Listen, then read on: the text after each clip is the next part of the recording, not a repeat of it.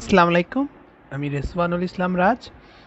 আমার কার্ড 1 এর item number 9 last ক্লাসে আমি role of calcium in coagulation এ পর্যন্ত আসছিলাম। দেন ক্লট রিট্রাকশন থেকে আজ শুরু করব।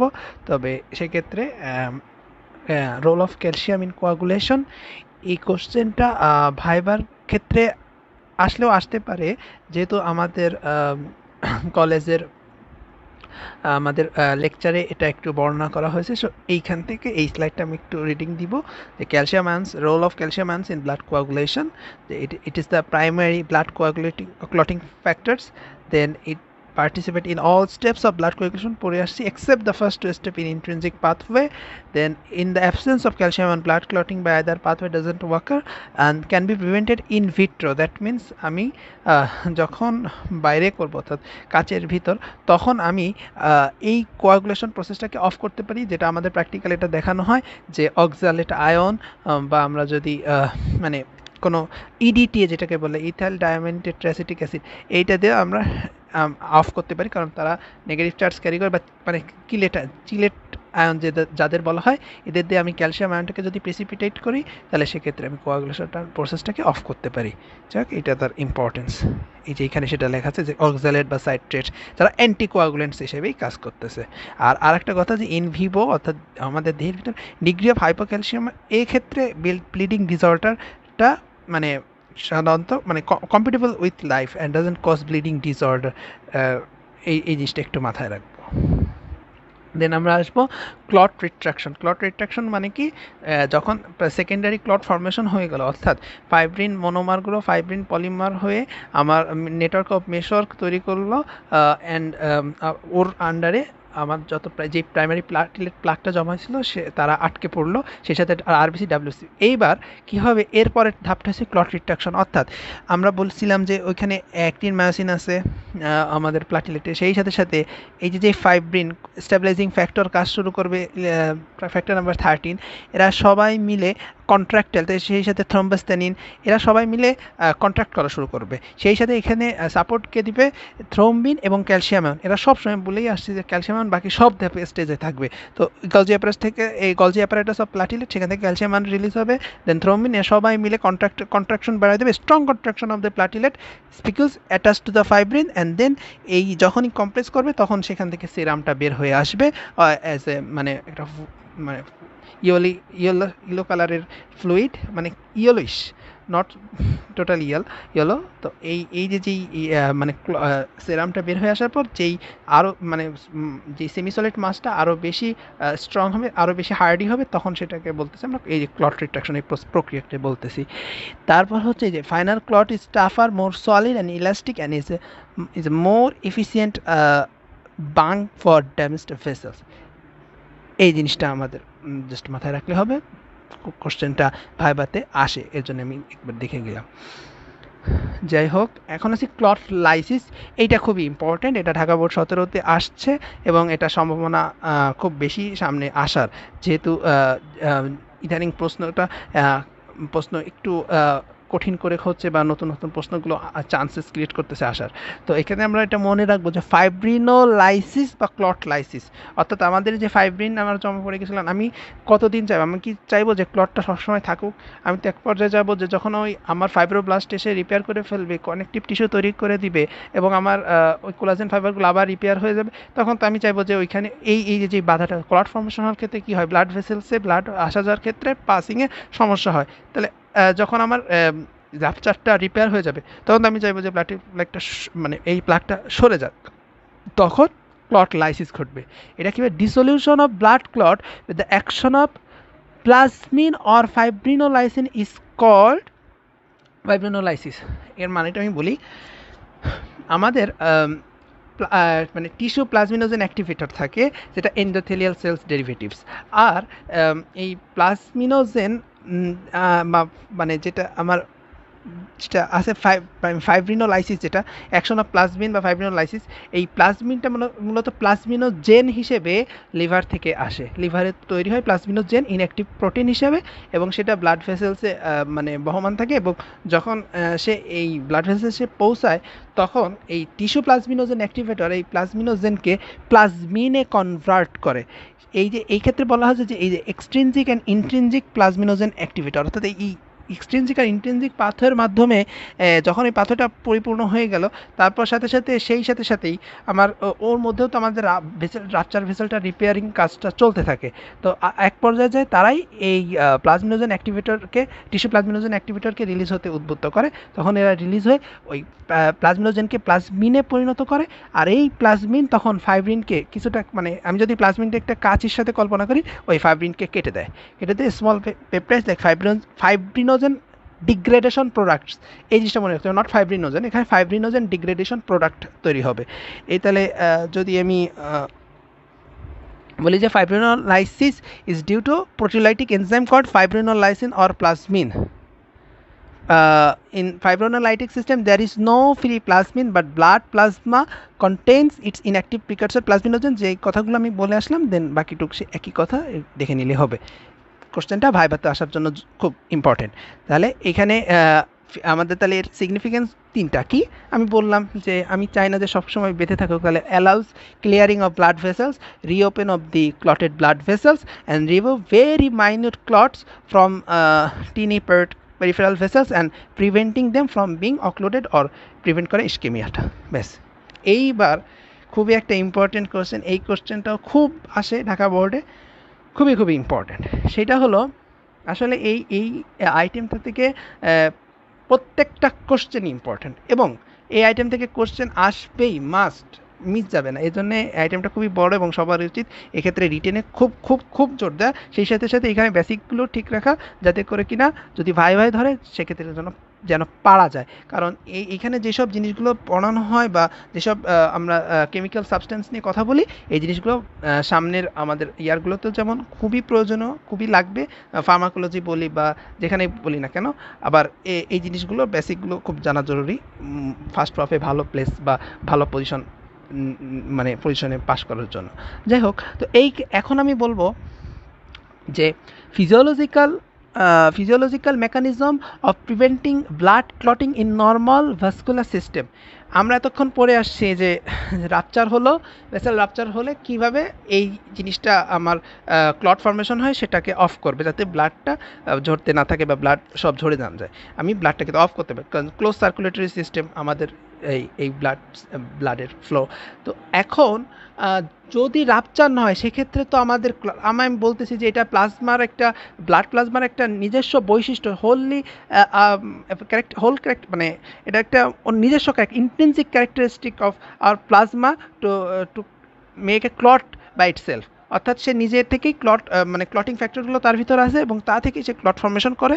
কিন্তু যখন হেলদি এন্ডোথেলিয়াম, তখন সে কেন ক্লট ফর্মেশন করতেছে না, এই কাহিনীটা জানবো। যে মানে রাপচার হচ্ছে না, তাহলে তো বলতে পারি যেহেতু ক্লটে তো এমনি ভেসেলসও ক্লট করতে পারে, কেন করতেছে না, এইটা খুবই ইম্পর্টেন্ট। কী জিনিস আমি এইখানে তিনটা পয়েন্ট লিখছি: নাইট্রিক অক্সাইড, PgI2 বা প্রোস্টাসাইক্লিন, টাইপ অফ প্রোস্টাগ্ল্যান্ডিন, দেন হচ্ছে ADP ডাইফসফেটেজ। এই তিনটা একটু মাথায় রাখবো। আর আগে আমি এইখান থেকে আসি। ফার্স্ট অফ অল এখানে যেভাবে লেখা আছে সেভাবেই আমরা যাব। ফার্স্ট অফ অল বলবো এন্ডোথেলিয়াল সারফেস ফ্যাক্টর, অর্থাৎ এন্ডোথেলিয়ামের ক্ষেত্রে মানে এন্ডোথেলিয়াল সেলগুলো যে সারফেসটা প্রোভাইড করতেছে সেটার কী ফ্যাক্টর। ফার্স্ট ফ্যাক্টর হচ্ছে এই এন্ডোথেলিয়ামগুলো খুব smoothness of the endothelial surface that repels the intrinsic pathway বা প্রিভেন্ট দ্য কন্ট্যাক্ট অ্যাক্টিভেশন। কারণ আমি বলছিলাম যে ইন্ট্রিনজিক পাথওয়েতে কোলাজেন লাগবে, কোলাজেনের সংস্পর্শে আসলেই তবেই আমার প্লাটিলেটগুলো অ্যাক্টিভেট হবে, তা না পর্যন্ত তো এন্ডোথেলিয়াল সেলসে এসে তার অ্যাক্টিভেট হওয়ার সুযোগ নেই। তাহলে এই স্মুথনেস অফ এন্ডোথেলিয়াল সারফেস মানে একটা ব্যারিকেড তৈরি করে এই কোলাজেন আর হচ্ছে প্লাটিলেট প্লাটিলেটসের মাঝখানে, তাহলে এই smoothness of endothelial surface. Then a layer of glycocalyx on the endothelial surface. আমি বলছিলাম যে প্লাটিলেটও যেমন গ্লাইকোক্যালিক্স থাকে, এত গ্লাইকোক্যালিক্স আছে। তো যেহেতু আমি এন্ডোথেলিয়াল সারফেস ফ্যাক্টর বলতেছি, তাহলে glycocalyx on the endothelial surface, যেটা কিনা এই এই ব্যথাটাও দেয়। আর একটা হচ্ছে থ্রোম্বোমডিউলিন। এই থ্রোম্বোমডিউলিন সম্পর্কে একটু কথা বলি। থ্রোম্বোমডিউলিন হচ্ছে একটা থ্রোম্বিন বাইন্ডিং প্রোটিন। আমরা পড়েছিলাম যে এই যে থ্রোম্বিন কিন্তু ফাইব্রিনোজেনকে ফাইব্রিন মনোমারে কনভার্ট করে। তো আমি যদি এই থ্রোম্বিন ধরেন কোনো আশেপাশে আমার কোন একটা ভেসেলসে ক্লট হলো, সেখানে ক্লট ফর্মেশন হলো, যখন ওই ভেসেলসে কোথাও ক্লট ফর্মেশন হবে, তখন তার আশেপাশে তো থ্রোম্বিন তৈরি হয়েছে। এখন এই থ্রোম্বিন তো পাশের সেলসগুলোতে ওসব কাজ করতে পারে। সো প্লাজমায় থাকা অন্যান্য যেসব থ্রোম্বিন আছে, সেগুলো তো তখন কাজ করতেছে ওই ভেসেলটা রাপচারের ক্ষেত্রে। মানে যেহেতু ওইখানকার থ্রোম্বিনটা মানে কি হয়ে গেছে, এই থ্রোম্বিন সবখানে ছড়ায় যাচ্ছে। তো এখন ওই থ্রোম্বিন যদি এসে অন্য কোথাও হেলদি এন্ডোথেলিয়ামের কাছে এসে যদি সে রক্তে থাকা ফাইব্রিনোজেনকে ফাইব্রিন মনোমারে কনভার্ট করে, তাহলে তো আবার এক্ষেত্রে এখানে ফাইব্রিন মনোমার জমে যাওয়ার আশঙ্কা থেকে যায়। তখন হচ্ছে থ্রোম্বোমডিউলিন, অর্থাৎ থ্রোম্বকে মডিফাই করতে পারে। এই থ্রোম্বোমডিউলিন একটা প্রোটিন, যেটা এন্ডোথেলিয়াল সেলে আমি পাবো, এবং ওই এন্ডোথেলিয়াল সেলস থেকে প্রডিউস হয়। এটা করবে কি, ওই থ্রোম্বিনের সাথে বাইন্ড করবে, থ্রোম্বিনকে আটকায় রাখবে বা কেটে ফেলবে। এটা করলে কি হবে, তাহলে ক্লটিংটা অফ থাকবে। তো thrombomodulin thrombin complex activates protein C. এই অ্যাক্টিভেট প্রোটিন সি বা APC along with its cofactor proteinase, যে দুইটা আমরা পাইছিলাম যে ভিটামিন কে দ্বারা এরাও গামা কার্বক্সিলেটেড হয়, ইনঅ্যাক্টিভেটস অ্যাক্টিভেটেড ফ্যাক্টর। সেই সাথে সাথে মানে এই থ্রোম্বিনটাকেও যেমন ও ইনঅ্যাক্টিভেট করে, সেই সাথে সাথে 5 and 8 with the help of protein C and protein S দিয়ে এই দুটাকেও ইনহিবিট করে দেয়, যার ফলে এবং সেই সাথে সাথে কী করে, inactivates and inhibitor of tissue plasminogen activator increase in formation of plasmin. তার মানে এই এতগুলো কাজ করার মাধ্যমে সেই ক্ষেত্রে অ্যান্টিকোয়াগুলেন্ট হিসেবে ভূমিকা রাখতেছে এবং ক্লটিংটাকে অফ রাখতেছে হেলদি এন্ডোথেলিয়ামে। সেই সাথে সাথে আরও একটা কথা বলবো, এইবার এই যেই তিনটা কথা লিখছি, আমরা বলছিলাম এডিপি প্লাটিলেটসে থাকে, প্লাটিলেটসের গ্র্যানিউলস থেকে সিক্রেট হয়, যেটা কিনা এডিপি অ্যান্ড থ্রোম্বোক্সিন আমাদের প্লাটিলেট অ্যাগ্রিগেশনে সাহায্য করে। তো আমি যদি এই এডিপি তো তৈরি হচ্ছে, বা এডিপি আমাদের মানে শরীরে তো তৈরি হয়, এডিপি থেকে এডিপি ভাঙতেছে বিভিন্ন আমাদের এনার্জি প্রডিউসিংয়ের ক্ষেত্রে, মেটাবলিজমে। তো এই এডিপি তো আছে, তাহলে এডিপিকে আমাকে সবসময় রাখতে হবে, যেন এডিপি কখনো এখানে এসে এই কাজগুলো না করতে পারে, প্লাটিলেট অ্যাগ্রিগেট করতে না পারে। এই জন্য এন্ডোথেলিয়াম সেলস এডিপি ডাইফসফেটেজ এনজাইমটা এখানে নিঃসরণ করে, যার ফলে যদি কোনো এডিপি থেকে থাকে তখন সে এটাকে ভেঙে দেয়। এক দ্বিতীয়ত হচ্ছে এই যে প্রোস্টাসাইক্লিন, মানে একে বলে প্রোস্টাসাইক্লিন, যদি এর নাম PGI2, এক প্রকার প্রোস্টাগ্ল্যান্ডিন। তো এই প্রোস্টাসাইক্লিনের কাজটাও ঠিক এরকম, মানে রিপেল করে প্লাটিলেটকে, যাতে প্লাটিলেটগুলো অ্যাক্টিভেট না হতে পারে বা অ্যাগ্রিগেট করতে না পারে। আর হচ্ছে নাইট্রিক অক্সাইড। আমরা জানি নাইট্রিক অক্সাইড হচ্ছে মানে এই জিনিসগুলোকে ভ্যাসোডাইলেটর। তো এই জিনিসগুলো আমরা মনে রাখবো। আচ্ছা, এই তিনটা। আর হচ্ছে আরেকটা কথা বলি, আরেকটা আমরা অ্যান্টিকোয়াগুলেন্টেই পাবো, সেটা হচ্ছে হেপারিন। এই আমরা পড়ছি বোধহয় হিস্টোলজিতে হেপারান সালফেট বা হেপারিন। এই হেপারিন সালফেটটা কি আমার সেলসে থাকে। তো এই হেপারিন সালফেট থেকে বা হেপারান সালফেট যেটা, এটাও কিছুটা এই অ্যান্টিকোয়াগুলেন্ট রোল প্লে করে। এরা করে কি, ফ্যাক্টর অ্যাক্টিভেটেড ফ্যাক্টর 9-এ, অ্যাক্টিভেটেড ফ্যাক্টর 10-এ, আর হচ্ছে আরও যে একটা ফ্যাক্টর আছে, এদেরকে সে মানে ইনঅ্যাক্টিভেট করে রাখে। মূলত এই দুইটা ফ্যাক্টরকে আটকে রাখে। এইভাবে সেও ন্যাচারাল অ্যান্টিকোয়াগুলেন্ট। হ্যাঁ, এটাও আমরা এন্ডোথেলিয়াল সেলসে পাবো, যদি এখানে বলা নাই।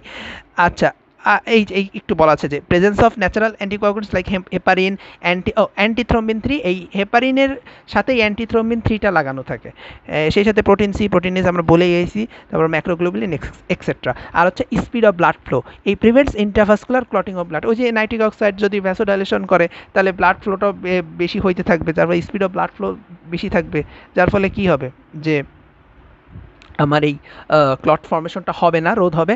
আর সেই সাথে প্লাজমিন তো বলেই আসলাম যে ফাইব্রিনোলাইসিন, সে ক্লট যদি হয় সেই ক্লটটাকে সে ডিসলিউট করে দেয়। This enzyme lyses fibrin and fibrinogen with the production of fibrinogen degradation products FDP that inhibit thrombin. আচ্ছা, এই আমাদের আইটেমের দুইটা হেমোস্টেসিসের পার্ট এবং কোয়াগুলেশনের পার্টটা শেষ হইলো। এখন আসবো আমরা অ্যান্টিকোয়াগুলেন্ট।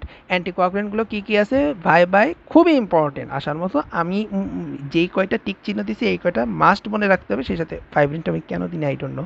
দেখ তাহলে কী কী ন্যাচারাল অ্যান্টিকোয়াগুলেন্টস আমি আগেই বলে আসি। হেপারিন, অ্যান্টিথম্বিন 3 দুইজন একসাথে থাকে। প্রোটিন সি, প্রোটিন এস আছেই, বলে আসছি। ফাইব্রিন বললামই, হেপারান সালফেট, এই হেপারিন এই একই জিনিস।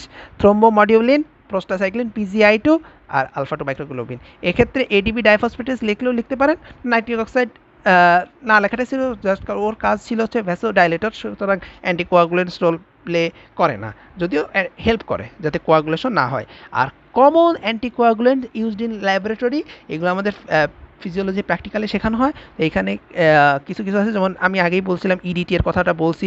ওয়ারফারিন আর ডিকুমারল, এই দুইটা হচ্ছে ওয়ারফারিন আর ডিকুমারলের কাজ হচ্ছে কি, ওই যে vitamin K carboxylation dependent carboxylation পড়ছিলাম আমরা, এই যে এই ক্ষেত্রে যে ওরা কার্বক্সিলেস এনজাইমটাকে ওরা মানে কাজ করতে দেয়, এবং ভিটামিন কেটাকে কোএনজাইম হিসেবে কাজ করতে দেয় না, যার ফলে ওই কার্বক্সিলেস এনজাইমটা কাজ করতে পারে না ঠিকঠাকভাবে, এবং তখন এই কার্বক্সিলেশন হওয়াটা প্রিভেন্ট হয়। আর যদি গামা কার্বক্সিলেশন যদি না হয়, তাহলে তো আমার সেক্ষেত্রে এই যে যেই আমরা বলেই আসছিলাম যে ক্যালসিয়াম কাজ করে, আগের লেকচারে আমি বলে আসছি যে ক্যালসিয়াম কীভাবে কাজ করে।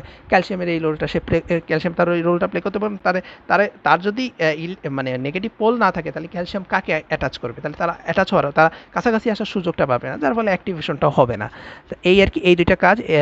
আর হচ্ছে নর্মাল স্যালাইন, হেপারিন, আর ওই যে বলছিলাম যে সাইট্রেট আর অক্সালেট, যেটা কাজ ছিল ক্যালসিয়ামটাকে প্রেসিপিটেট করা, পটাশিয়াম অক্সালেট, পল হেলার্স মিক্সচার, এই মিক্সচারে যে অক্সালেটটা আছে, তো এই জিনিসগুলো আমার মনে রাখতে হবে ব্যাস। বাকি এইখানে আর কিছু তেমন নাই। এইখানে ক্লট ফেটস অফ আচ্ছা, ফেটস অফ ব্লাড ক্লট, এইটা একটু ইম্পর্টেন্ট, এটা আমরা এইখানে দেখব।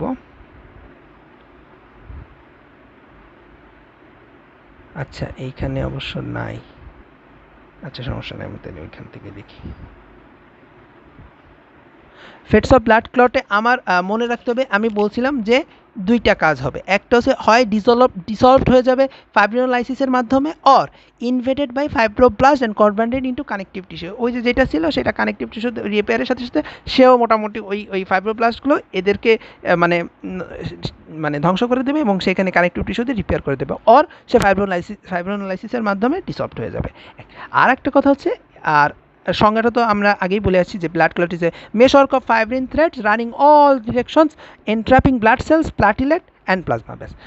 আর স্টেপস অফ ক্লট ফর্মেশন আমরা তো জানি যে প্রথমিন অ্যাক্টিভেটর থেকে মানে থ্রম্বিন পরিণত, প্রথমিন থেকে thrombin, then fibrinogen transformed into fibrin by the activity of thrombin, and then entrapping of WBC, RBC, platelet, plasma by fibrin meshwork. আচ্ছা গেল। এইবার আসি আমাদের পরের সেগমেন্ট, সেটা হচ্ছে ব্লিডিং ডিসঅর্ডারস। কী ব্লিডিং ডিসঅর্ডার আছে? ব্লিডিং ডিসঅর্ডারের ভিতর আমাদের দুইটা ব্লিডিং ডিসঅর্ডার পড়া লাগে। আমি হিমোফিলিয়াটা পরে আসি। আমি ফার্স্ট অফ অল আসি হচ্ছে মানে থ্রম্বোসাইটোপেনিক পুরপুরা, এইটাতে আসি। থ্রম্বোসাইটোপেনিক পারপুরা, যাই হোক যেটাই উচ্চারণ হোক সেটা কোনো ফ্যাক্ট না। এইখানে দুইটা কথা ইম্পর্টেন্ট আমার মাথায় রাখতে হবে, যে it is a clinical condition characterized by tendency of spontaneous bleeding beneath the skin, mucous membrane and from internal organs. Dhaka বোর্ডের 1918 নভেম্বর, মানে অনেকবার আসছে এবং 17 সালেও আসছে, সুতরাং খুবই ইম্পর্টেন্ট এটা, স্পেশালি ঢাকা বোর্ডের জন্য। তো এইখানে এই তার পারপুরাটা কী জিনিস, এটা হচ্ছে কি মানে স্পন্টেনিয়াস ব্লিডিং হবে underneath the skin, mucus membrane and from internal organs. এবার বলি এইটার কজ, একটা হচ্ছে থ্রম্বোসাইটোপেনিক পারপুরা, আর একটা হচ্ছে নন থ্রম্বোসাইটোপেনিক পারপুরা। থ্রম্বোসাইটোপেনিক মানে কি, মানে থ্রম্বোসাইটস মানেই তো প্লাটিলেট, তাহলে থ্রম্বোসাইটোপেনিক পুরপুরা মানে হচ্ছে পেনিক অর্থাৎ কমে যাওয়া, অর্থাৎ আমার যদি প্লাটিলেটসের সংখ্যা কমে যায়, decreased platelet count is called thrombocytopenic purpura. It may be primary or secondary. Primary মানে কি, ওই প্লাটিলেটসের কমার কারণটাই ইডিওপ্যাথিক বা আমি জানি, এবং ওইটাই ওর কারণ, অর্থাৎ প্রাইমারি কজই হচ্ছে মানে প্লাটিলেট কমে গেছে, এটা হচ্ছে কথা। আর সেকেন্ডারি মানে কি, কোনো একটা কারণে অন্য একটা কারণের জন্য প্লাটিলেটের সংখ্যা কমে গেছে, সেটা হচ্ছে সেকেন্ডারি থ্রম্বোসাইটোপেনিক পারপুরা। তো প্রাইমারিটা ইডিওপ্যাথিক আর সেকেন্ডারি ক্ষেত্রে আমরা দুইটা জিনিস খুব মাথায় রাখবো। এটা আমাদের মানে ভাইভাতে খুবই ধরতে পারে, এভাবেই ধরতে পারে ভাইভাতে কোশ্চেনটা, যে টাইফয়েড আর ডেঙ্গু ফিভারে কোন রক্ত কণিকাটা কমে যেতে পারে বা কোন ব্লাড সেলসটা কমে যায়, সেটা হচ্ছে কি খুবই মানে এটা খুবই মানে কমন, এবং এটা দিয়েই টেস্ট করে সাধারণত। মানে আমরা পড়ে আসছি যে ডেঙ্গুর ফিভার, এটা আমরা ইন্টারমিডিয়েটে ছিল। তো টাইফয়েড অ্যান্ড ডেঙ্গু ফিভার এই দুইটার ক্ষেত্রে এই সেকেন্ডারি থ্রম্বোসাইটোপেনিক পারপুরাটা দেখা যায়, কারণ ওদের যেমন ওদের মাড়িতে, দেন অন্যান্য স্কেলেরা বা অন্যান্য যেসব মানে যেগুলো দেখা যায় বাইরে থেকে যে টিস্যুগুলো, সেই সফট টিস্যুর নিচেই কিন্তু ব্লিডিংটা হয়। তো বোন ম্যারো ডিপ্রেশন, আর সেই সাথে সাথে এই যে লিউকেমিয়া, সেপ্টিসেমিয়া, টক্সেমিয়া এবং সাইটোটক্সিক ডায়াপ্লাস্টিক অ্যানিমিয়া, এইসব কারণে এই সেকেন্ডারি থ্রম্বোসাইটোপেনিক পারপুরাটা হইতে পারে। তো এটা, এবং ওই যে আমি বলছিলাম যে মানে critical count less than 50,000 per cubic millimetre of blood, and এটা যদি 10,000-এর আর কমে নেমে আসে তখন সেটা হচ্ছে লিথাল। আর নন থ্রম্বোসাইটোপেনিক পারপুরাটা কি, অর্থাৎ থ্রম্বোসাইটসের এর সাথে কোনো সম্পর্ক নাই, এমনি অন্যান্য কারণে আমার এই মানে here platelet count is normal but platelets are abnormal, এটা হচ্ছে মেইন কথা। কাউন্ট ঠিক আছে, বাট ওই যেই প্ল্যাটিলেটগুলো ফর্মেশন হচ্ছে সেটা হচ্ছে সমস্যা। কী কী কারণ হতে পারে? Infection, toxic effects of drugs and chemicals, deficiency of vitamin C, allergic purpura and connective tissue disorder. যার কারণগুলো মনে রাখবো, এর বেশি আমাদের কিছুই দরকার নেই। আচ্ছা, এইটা খুবই ইম্পর্টেন্ট, এইটা গেল। এবার আসি, এই কোশ্চেনটা তেমন একটা আসে না, খুব আগে আসতো, এখন আসেই না বলতে গেলে। তো এই জিনিসটা জাস্ট একটু আমরা মাথায় রাখবো। কী কী হিমোফিলিয়াটা কী? তাহলে আমরা হিমোফিলিয়া ইন্টারে পড়া, এইটা আগেই পড়ে আসে যে inherited sex link recessive coagulation disorder. আমরা পড়েছি এটা কিন্তু রেসেসিভ জিন থেকে, মানে এটা রেসেসিভ থাকে, এটা কিন্তু আমাদের মানে প্রকাশ পায় না, যেহেতু এইখানে আমরা জানি যে ফিমেল হচ্ছে এটার ক্যারিয়ার থাকে, মেলস আর দ্য সাফারার। সো এটা recessive coagulation disorder where bleeding time is normal but clotting time is prolonged. এই কথাটা আমার মাথায় রাখতে হবে, কারণ এই কথাটাই অবজেক্টিভে হিমোফিলিয়া থেকে আর পারপুরা থেকে আসে, যে কোনটার কি। এই কথাটা আমি আবারও বলি, থ্রম্বোসাইটোপেনিতে বলা হয়নি, আমি এখানে আবার একটু বলে আসি যে থ্রম্বোসাইটোপেনিক পারপুরাতে এই যে আমি এখানে এসে আবার পাবো এই যে সিটি, এই যে clotting time is normal in purpura but prolonged in haemophilia. আর আরেকটা হচ্ছে ব্লিডিং টাইমটা কার বেশি হবে? Normal in haemophilia but prolonged in thrombocytopenic purpura. এবার কারণটাতে আসি, এই কারণটা কি? কারণটা হলো এই যে হিমোফিলিয়ার দুইটা আছে, হিমোফিলিয়া এ আর হিমোফিলিয়া বি। আমরা জানি হিমোফিলিয়া এতে 8 নাম্বার ফ্যাক্টরের ডেফিসিয়েন্সি 85% ক্ষেত্রে, এটাকে বলতেছি ক্লাসিক বা true haemophilia. And haemophilia B যেটা Christmas disease, due to deficiency of factor 9 50% কেসে এটা ঘটে। তো এটার হচ্ছে কি inheritance, X linked recessive inheritance, females are carrier, males are sufferer. তারপর এইখানে এবং ক্লিনিক্যাল ফিচার কী হবে, যেহেতু আমার কি নাই, আমার হচ্ছে মানে ক্লটিং ফ্যাক্টরসগুলো নাই, তাহলে কী হবে? ক্লটিং ফ্যাক্টরসগুলো না থাকাতে আমার মানে ব্লিডিং টাইম হয়ে গেল, ব্লিডিং টাইম সে যতক্ষণ ব্লিডিং হলো, মানে ক্লটিং ফ্যাক্টরস অ্যাক্টিভেট না হওয়া পর্যন্ত ব্লিডিং আমার হইলো। ব্লিডিং হওয়ার পর যেই কোয়াগুলেশন প্রসেসটা হতে যাবে তখন হচ্ছে এই সমস্যাটা হবে। সুতরাং এর সমস্যাটা থাকবে ক্লটিং টাইমে। আর এটা হচ্ছে এই হচ্ছে মূল কথা, যে তার ব্লিডিংটা কিন্তু নর্মালি হয়ে যাবে, এটা নিয়ে আমার কোনো সমস্যা নাই, কারণ তার কোয়াগুলেশন ফ্যাক্টরসের ডেফিসিয়েন্সি তার সেটা নাই, মানে সেটা কম। আর তাহলে এই ক্লিনিক্যাল ফিচারগুলো এখানে আমার বলার মতো কিছু নেই, জাস্ট ক্লিনিক্যাল যেহেতু আসে না রিটেনে, আমি জাস্ট অবজেক্টিভটার উপর মানে ফোকাস করার চেষ্টা করতেছি।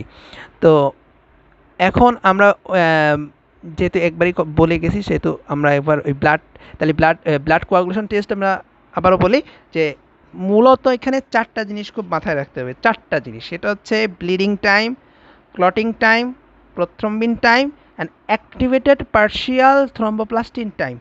এই 4টা জিনিস মাস্ট মনে রাখতে হবে টাইম সহ, এবং প্রথম দুইটার ক্ষেত্রে কোন রোগে কোনটা বেশি কোনটা কম, এইটা অবজেক্টিভে মাস্ট আসবে, আসার মতো।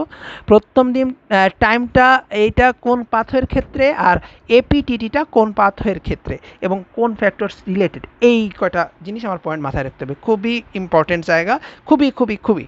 তো ব্লিডিং টাইম কি? ইট is A time record for stoppage of bleeding.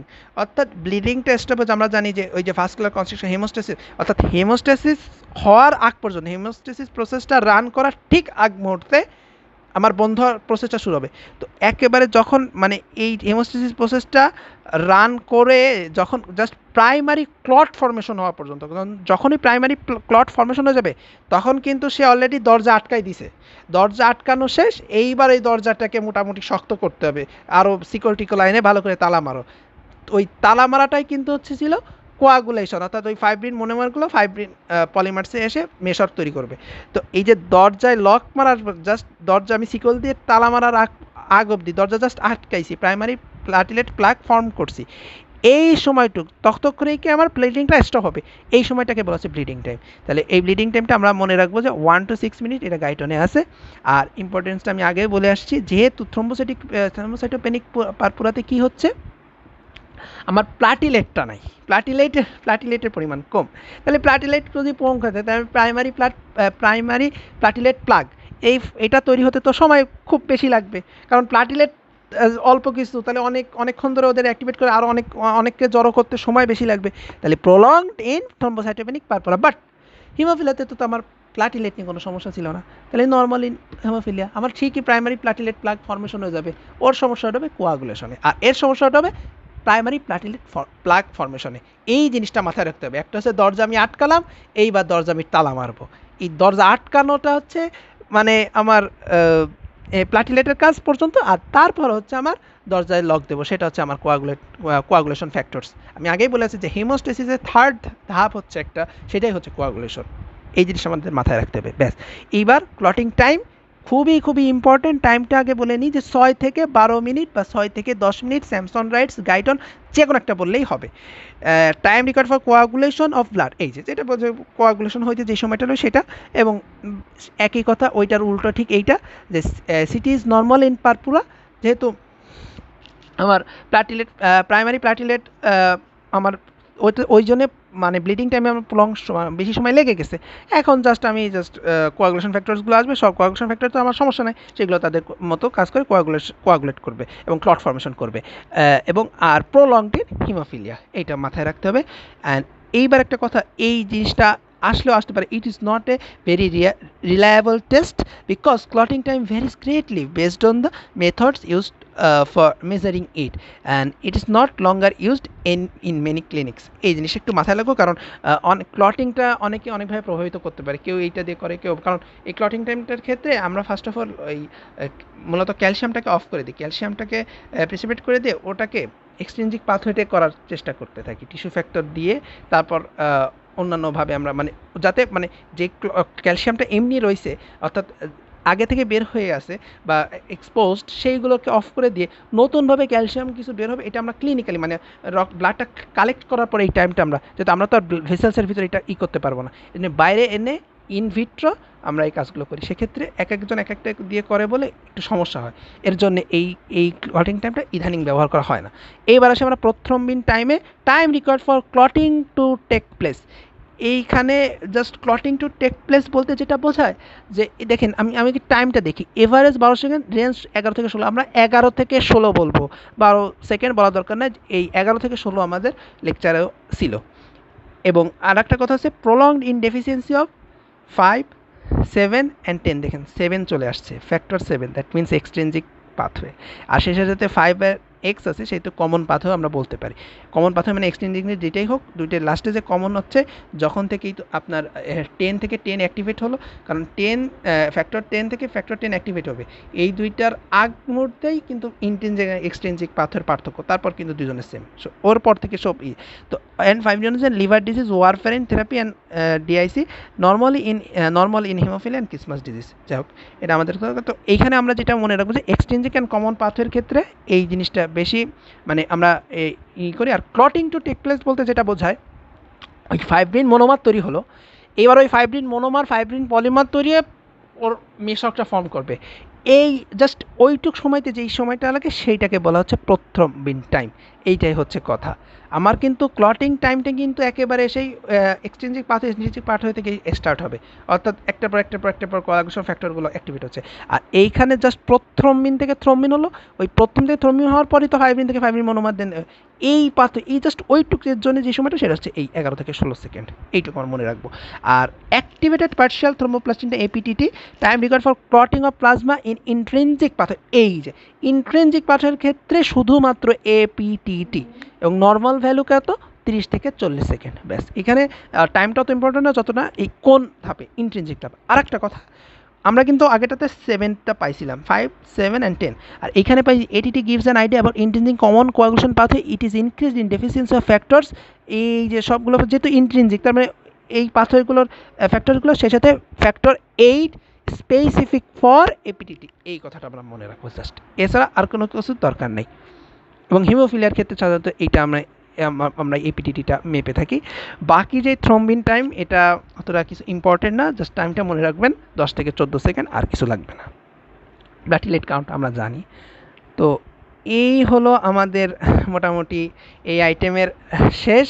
এই আইটেমটা যথেষ্ট ইম্পর্টেন্ট, রিটেনে খুবই আসে, ভাইবাতেও খুব ধরবে, এবং সবচেয়ে বড় আইটেম বলতে গেলে এই মানে এই card 1-এর।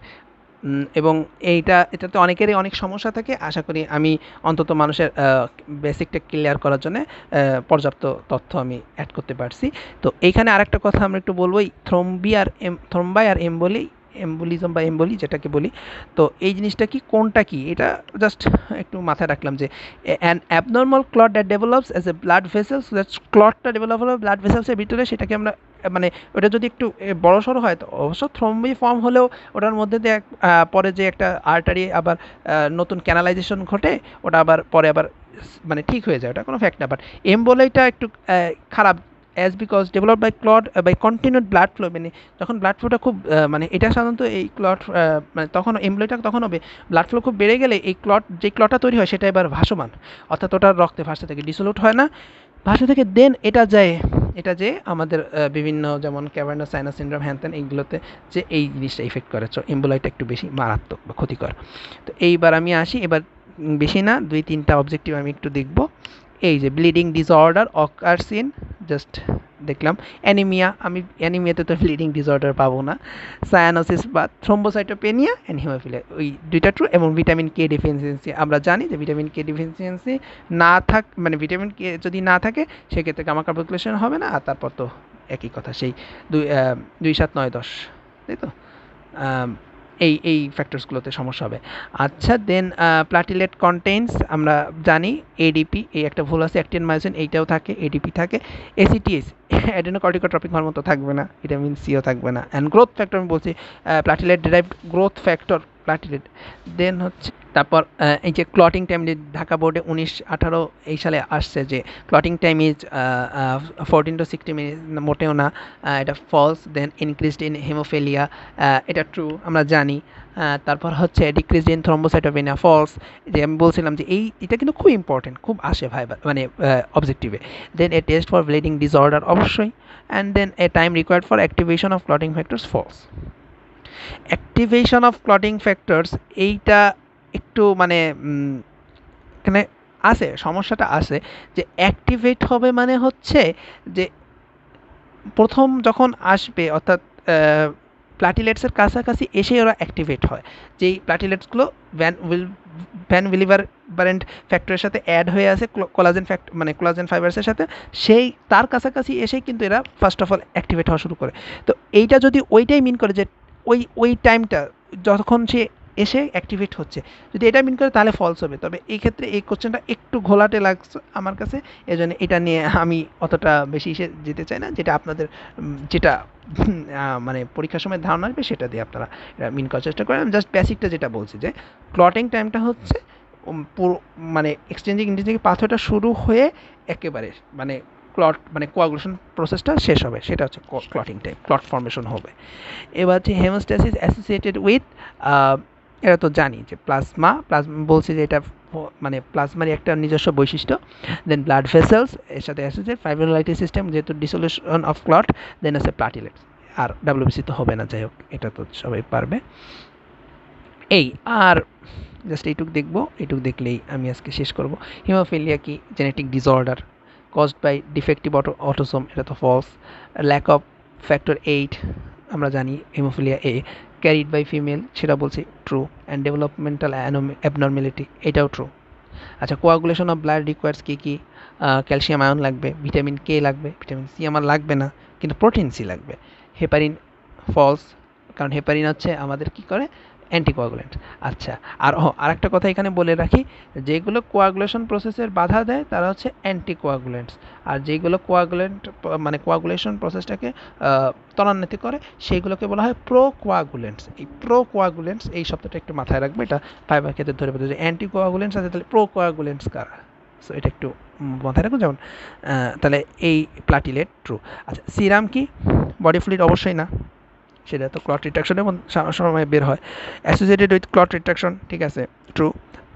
Enriched with fibrin, false. Plasma minus plasma protein, তাও false. Used for biochemical reaction, true. আচ্ছা, blood platelets release vasoconstrictor agent, provide phospholipid for coagulation, দুইটাই ট্রু। আর ফর্মড ইন বোন ম্যারো, তাও true. Have a small nucleus, false, কারণ nucleus নাই, can't change shape, এটা false, কারণ ও কিন্তু সোয়েল আপ করে যখন অ্যাক্টিভেট হয়। আর হচ্ছে কোয়াগুলেশন অফ ব্লাড রিকোয়ার্স, এটাও জাস্ট আমরা দেখে আসছি, এটা তো রিপিট কোশ্চেন। তো এই যে এরকম কিন্তু অনেকগুলো কোশ্চেন প্রত্যেক বছর আমার যেটা এই যে গোল গোল করা, প্রত্যেক সময় কিন্তু এই অধ্যায় থেকে কোশ্চেন থাকবে। সুতরাং আমরা এই জিনিসগুলো একই কোশ্চেন বা রিপিট হয়, বাট এই জিনিসটা যদি আমাদের ভালো করে জানা থাকে তো এই কোশ্চেনগুলো আমি অ্যান্সার করতে পারবো। আমি এমসিকিউগুলো যদি রাইট করতে পারলে আমি ক্লিয়ার খুব সুন্দর নাম্বার পাবো, এবং সেই সাথে কনসেপচুয়াল ধারণা যদি থাকে আমরা ভাইবা বোর্ডে ভালো করার সুযোগ পাবো। এই এর পর্যন্তই এই আইটেমের সবটুক মোটামুটি আমি চেষ্টা করলাম। বাকিটুক একবার রিভাইজ দিলে অন্তত এই আইটেমে রিটেন বা ভাইভা নিয়ে আমাদের কখনোই কোনো সমস্যায় পড়তে হবে না।